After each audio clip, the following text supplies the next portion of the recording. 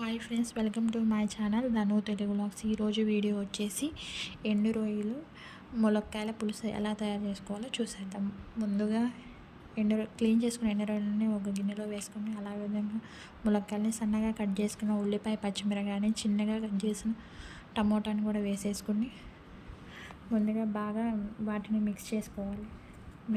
బాగా మిక్స్ చేసుకున్న తర్వాత కొంచెం పసుపు వేసుకోవాలి. అలాగనే కొంచెం తగినంత సాల్ట్ కూడా వేసుకోవాలి. అలాగనే 2 టీ స్పూన్ల కారం కూడా వేసుకోవాలి.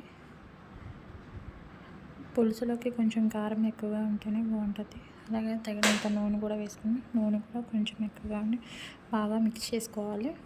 మిక్స్ చేసుకున్న తర్వాత స్టవ్ వెలిగించి పొయ్యి మీద పెట్టేసేసి సిమ్లో పెట్టి ఒక 10 మినిట్స్ అలా కుక్ చేయాలి.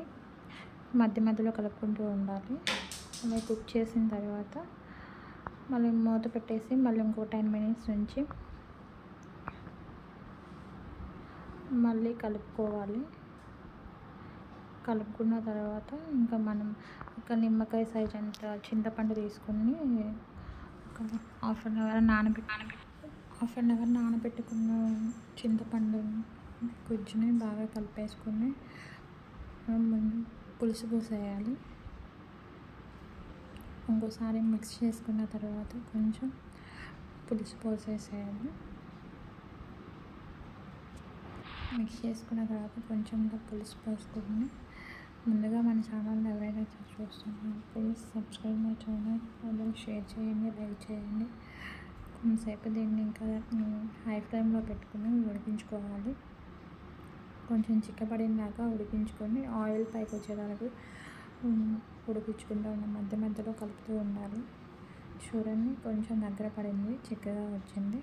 ఇంకోసారి కలుపుకొని ఇంకో 5 మినిట్స్ కుక్ చేసుకోవాలి. చేసుకున్న తర్వాత స్టవ్ ఆఫ్ చేసేస్తే రెడీ అయిపోతుంది. ఎమ్మీగా చాలా బాగుంటుంది.